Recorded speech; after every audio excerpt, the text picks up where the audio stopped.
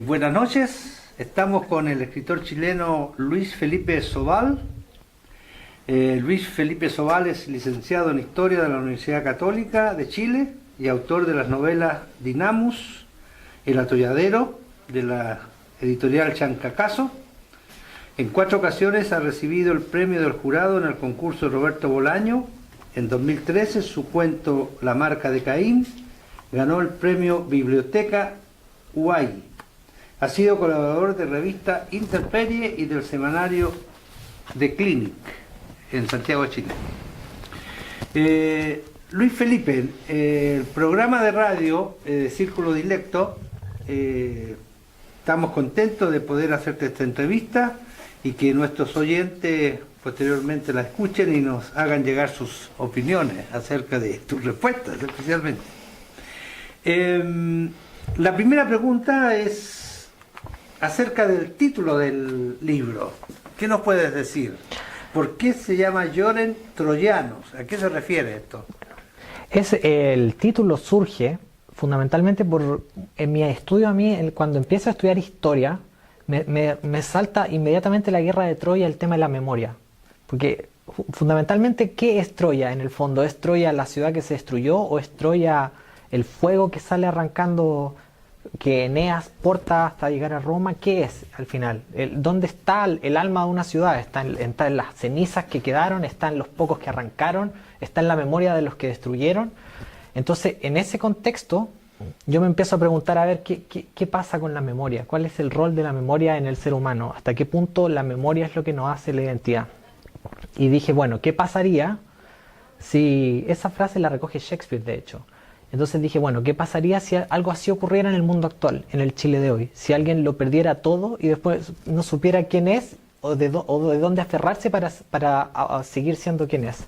Y de ahí tomo el tema de, bueno, el Lloren Troyano en el fondo es un político que cayó en desgracia. Que en el fondo lo que él tenía era como surgen los políticos. Tenía su círculo de amistades, su círculo de su gente que le debe tributo, que le rinde pleitesía, tiene respeto, tiene chofer y de repente lo pierde todo. Y él no sabe dónde está ni qué hacer. O sea, va a luchar por recuperar su honra, va a luchar por recuperar su poder. Él es un anciano o él es un ex político o él es alguien caído en desgracia. Y así, Y para vincular con otro de los cuentos, también me surge a mí siempre, bueno, soy un lector de literatura clásica y justamente y también, bueno, en Shakespeare, en la violación de Lucrecia, yo cuando leo la violación de Lucrecia, que se trata de cómo Tarquino va a violar a Lucrecia justamente. Tarquino el último rey de Roma. Y así es como yo pienso, a ver, ¿qué pasaría en el mundo actual? ¿Cómo tendría que ser esto en el mundo actual? ¿Qué pasaría si en vez de ser Tarquino el que va a la pieza de Lucrecia, fuera Lucrecia la que va a la pieza de Tarquino? Y así es como surge otro de los cuentos, que es justamente Catequesis, que es este sacerdote que usa su poder para atraer a una persona a una mujer, que en el fondo es como que yo le estoy respondiendo al canon clásico en el fondo. Y concretamente, o sea que el término troyano no se refiere, por ejemplo, en la actualidad a los famosos virus troyanos que se introducen en un computador, claro, y que queda a expensas del que lo introduce, y ¿no? Buena comparación. En ese caso yo tomaría que el troyano, en ese caso del virus, se queda con los ganadores, porque el troyano, ¿a qué se refiere? Al caballo de Troya, los que se metieron a Troya y quemaron todo.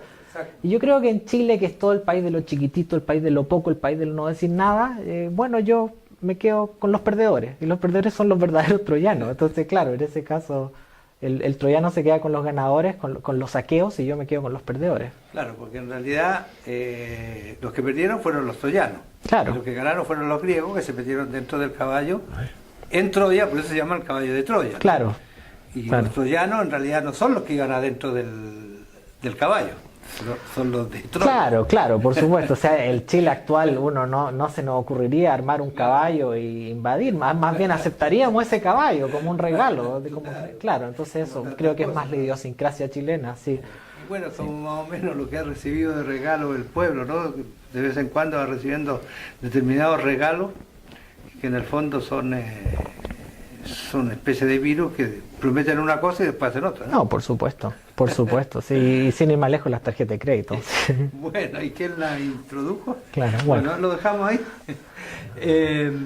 Bueno, ¿qué más nos puedes hablar del libro? ¿Qué contiene el libro? Bueno, el libro, como para situarte un poco, como contaste antes, tengo 2 novelas publicadas, pero en las 2 novelas anteriores mi apuesta era, yo era joven, tenía 22, 24 años, quería ganar el premio y para eso mi apuesta fue el desborde, fue el barroco, fue ir a la frase que muy extensa, muy colorida. En cambio, en para los cuentos, yo dije, a ver, voy a optar por la mesura, voy a optar por la contención, voy a achicar, condensar, poner alta intensidad y pa. Vamos a podar las palabras. Claro, así hasta que la frase sonría, como decía Anatole France. Que claro, entonces lo que pasa es que en el fondo mis cuentos son, yo pondría 6 textos, de los 7, 6 son cuentos como que vienen a impactar un relato que no está contado, o sea, vienen como a interrumpir un relato que no está narrado, pero que al leer el cuento uno va a entender, o sea, que la historia es mucho más larga y que el cuento solo nos va como a asomar a esa historia de esos personajes que están ahí en sus pequeños mundillos particulares ahí, muy oscuro, de cierto sentido. Los 7 de los cuentos son, los 7 cuentos, pero 6 en particular son de la pérdida. El del político que estaba hablando, que nunca sabemos el nombre, es simplemente un cliente, es un cliente que contrata una abogada, es quien ha perdido su... Bueno, el que conoce un poco la historia de Chile va a descubrir inmediatamente de qué se trata, ¿no? Sí, no por lo supuesto. Vamos a nombrar, pero... Por supuesto, pero se sabe, claro, porque claro. Es alguien que perdió sí. Su honra. Otra persona es quien ha perdido a su padre. Otra persona ha perdido a su madre y tiene que además como perdió su infancia. Entonces son la pérdida y cómo uno en el fondo, qué rol juega lo que hemos perdido en el presente. Ese sería como el fondo de los cuentos, la pérdida, un poco. Sí, yo encuentro, bueno, la pérdida y lo que va de atrás, que es la memoria evocativa, no el simple recuerdo como de un chispazo, sino cómo uno evoca, cómo uno trae el pasado hacia el presente y cómo ese pasado de cierto sentido nos sostiene y a la vez no nos deja avanzar. Magnífico. Podemos pasar a otra pregunta distinta al contenido del libro. ¿Cómo se gestó el libro? ¿Cómo nació la idea primero, después cómo lo fuiste concretando y después qué más tuviste que hacer hasta que finalmente el libro está perfecto para su presentación? Sí, a mí siempre me ha llamado la atención en la literatura inglesa que leí bastante es Henry James, que en el fondo él habla del personaje, de que él pone el personaje por delante y que en el fondo tú con lo que habla el personaje disponible y como que el personaje, si tú lo armas muy fuerte, como que el resto de la historia se arma sola, se suscita sola. Entonces a mí me pasó que con los primeros cuentos que yo veía muy claro un personaje, veía muy claramente una mujer en la noche caminando hacia una fogata y yo sabía que al lado de ella había alguien y yo sabía que se iba a empezar a poner a llover. Y para mí esa historia de esa mujer es como la que finalmente al yo lograr girar la cara y verle la cara a esa mujer, el rostro de esa mujer y entender qué está atravesando, sale el primer cuento que todavía tiene mucha resonancia de mis novelas anteriores, o sea, el cuento de la carterista internacional, que es una mujer que llega a Londres, y en el fondo está lloviendo, trata de entrar a un McDonald's a comer comida rápida para ver dónde casi como en un estado de catatonia. Claro, y de ese primer cuento, que en el fondo es como una despedida a mi estilo anterior, después doy paso a otros cuentos ya más condensados, más maduros, en el sentido en que voy a lidiar con temas más profundos, pero siempre con un personaje por delante. Y con la idea de que va a ser un libro de cuentos. Sí, siempre se me habló siempre se me reveló como un libro de cuentos y que tuviera una cierta unidad, que tuviera un cierto... Claro, que fuera como la unidad, que fuera una unidad. Por eso no añadí algunos otros cuentos que había escrito en periodos anteriores. Pero a pesar de que son bastante distintos, ¿no? Bastante diversos. Pero claro, hay como algo que los caracteriza un poco, ¿no? Sí, claro. Bueno, invitamos a que adquieran el libro y lean los cuentos. Sí, por supuesto. Bueno, otra pregunta tiene que ver con con Chile, ¿no? Con el Chile que tú conoces últimamente. ¿Cómo está el tema para editar un libro en Chile? ¿Te costó mucho a ti o...? No, yo tuve la suerte, entre comillas, de que, bueno, supe siempre que iba a ser escritor desde muy joven, desde muy temprano, probablemente antes de haber escrito más allá de una página, pero después tuve la suerte de ganar un par de premios de relativa importancia en Chile. Y como tal, como en Chile siempre funciona, bueno, a quien la ha ganado y uno tenía el premio, así uno logra más o menos penetrar en ese mundillo literario que al entrar, desde fuera se ve muy difícil penetrar, pero una vez que uno está dentro no es tan difícil en el fondo publicar. Ahora, sí, escribir un libro y publicarlo puede no ser tan difícil, pero lo que sí es difícil es que ese libro genere impacto en un mundo en que en realidad no hay tiempo para leer. Nadie lee. En Chile nadie lee. En Chile, de hecho, cada vez hay menos librerías. Hay más farmacias, pero no hay librerías. Entonces es difícil que cada vez los lectores son menos. Si uno enciende la tele y la cantidad de, bueno, no sé, farándula, la cantidad de expertos en farándula que hay, todos discuten, claro. ¿En el colegio tampoco? No, por supuesto, eso ya es prácticamente un tema aparte, pero claro, la literatura, bueno, en el CIMSE cada vez esta prueba estandarizada que hacen los niños cada vez entienden menos lo que leen. Y eso es muy sintomático de la sociedad actual. Y eso es grave para un escritor. Por supuesto, pero más para los lectores es lo grave además. Y claro, justo te iba a preguntar cómo está el tema de los lectores, es decir, hay pocos lectores. Claro, pero además surge que, bueno, ha pasado el tema de que en Chile ocurre primero estuvo en los años 60, creo que hubo un auge, lo que se llamó el boom latinoamericano y que Chile le llegó también. Porque había como unos cantos de sirena en el mundo, estaba la revolución cubana, había una cierta esperanza, ya se sabía que la crisis de los misiles ya se había desactivado por lo menos en el año 63, ya, ¿sí? Entonces ya había como una especie, ya sabía que no iba a haber guerra nuclear. Y creo que en Chile después, en los años 90, en la transición, hubo otro punto en que también hubo lectores y hubo literatura. Porque quizás había fe en la transición, pero en el mundo actual como que se ha perdido un poco esa fe en el progreso que había antes, esa fe en la transición, en la libertad, y más bien hay una especie como de cinismo en el fondo, como bueno, ¿para qué? ¿Para qué todo esto? ¿Para qué todo esto? Entonces eso creo que... Y lo que prima es la literatura muy rápida, de lectura muy rápida, que no hay una búsqueda artística detrás en general. O sea, el libro de autoayuda, esos libros de autoayuda, ahora algo más detestable que la autoayuda. Bueno, entonces eso es lo que está primando en el momento. Es una literatura más bien de abstracción, una literatura de... No de abstracción en el sentido de léeme si puedes, una literatura como de fuga, de irse a la realidad.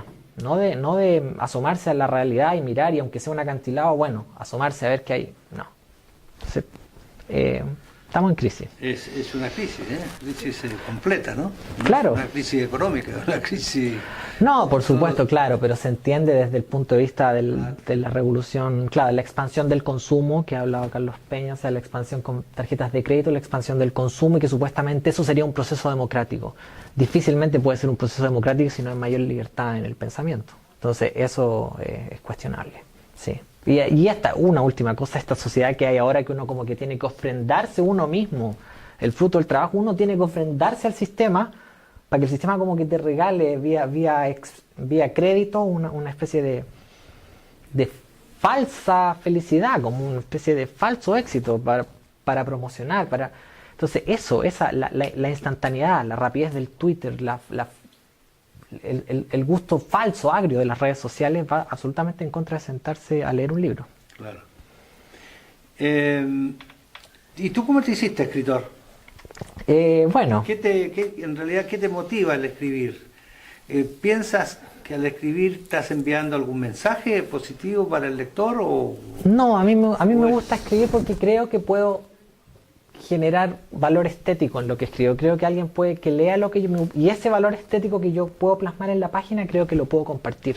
Entonces, si alguien lee algún cuento mío o algún texto mío que esté bien logrado, creo que puede derivar ese lector placer estético. Pero entonces hay, digamos, para un grupo determinado de lectores. Claro, para los verdaderos lectores, ¿no? que son bastante pocos. Sí, cada vez estamos en peligro de extinción. Y entonces, ¿cómo tú, desde tu punto de vista, desde tu posición de escritor, puedes conseguir, intentar de incentivar a gente que no lee para que lea?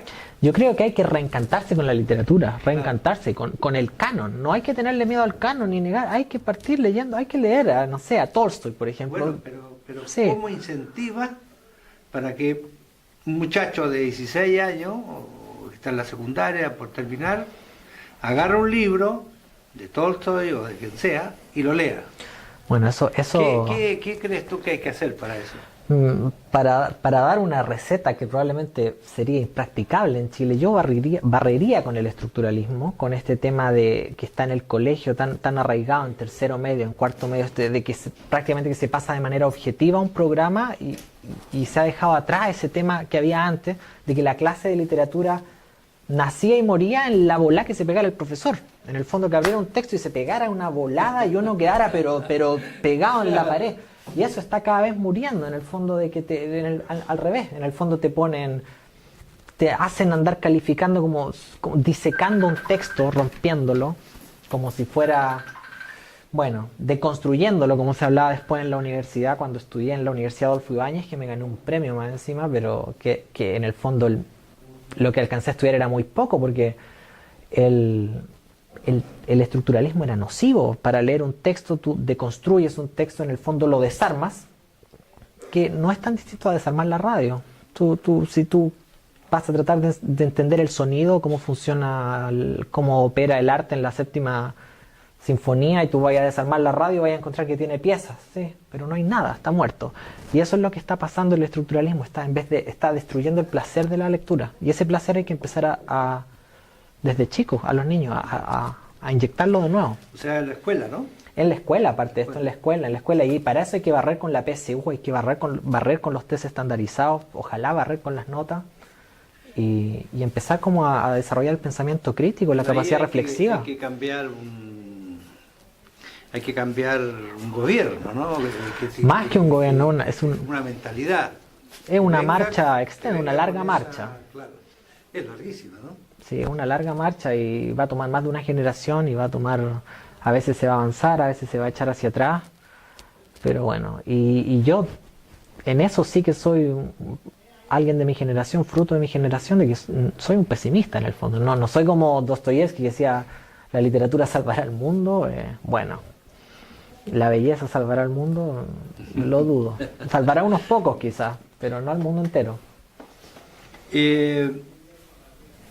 ¿Cómo puede hacer un radio escucha que le ha interesado esta entrevista para adquirir tu libro? ¿Tienes alguna forma vía internet para que alguien se comunique contigo y te pida el libro? Sí, por supuesto. Bueno, siempre está en Amazon, se puede encargar, se demora, pero llega. También se puede googlear mi nombre, están los textos que yo he compartido a lo largo del tiempo, algunos que he ganado por aquí, algunos premios que he ganado por allá, y ahí están los textos en internet. Y claro, y quien me encuentra en Facebook también, siempre que me han pedido libros, se lo hago llegar, porque realmente no toda la gente tiene tarjetas de crédito para meter en Amazon, y no hay problema, sí, es fácil. O sea, por ejemplo, veamos, meten a Facebook, ponen Luis Felipe Sobal, sí, que se escribe Sauvalle. ¿Bien? Sí. Y ahí toman contacto contigo. Sí, que es como han tomado contacto a veces para gente de España o de otros países. Yo cuando estaba en Chile me parecía tan lejano España. Después uno ve que no. Pero claro, te contactan, me han contactado, me contactaron de Argentina también para ir en el fondo a compartir la experiencia como escritor y como lector a otros países. Y lo he hecho y no hay problema. Bueno, muchas gracias por tu tiempo. Muchas gracias a ustedes. Nuestros radioescuchas estén conformes con esta entrevista, contentos. Y también te queríamos preguntar si estás en condiciones de donar un libro para que sea sorteado entre nuestros lectores. Encantado. El 9 de octubre. Por supuesto, encantado. Bueno, muchas gracias. Entonces, un gusto estar acá, muchas gracias. Bueno, Luis Felipe, hasta la próxima. Muchas gracias.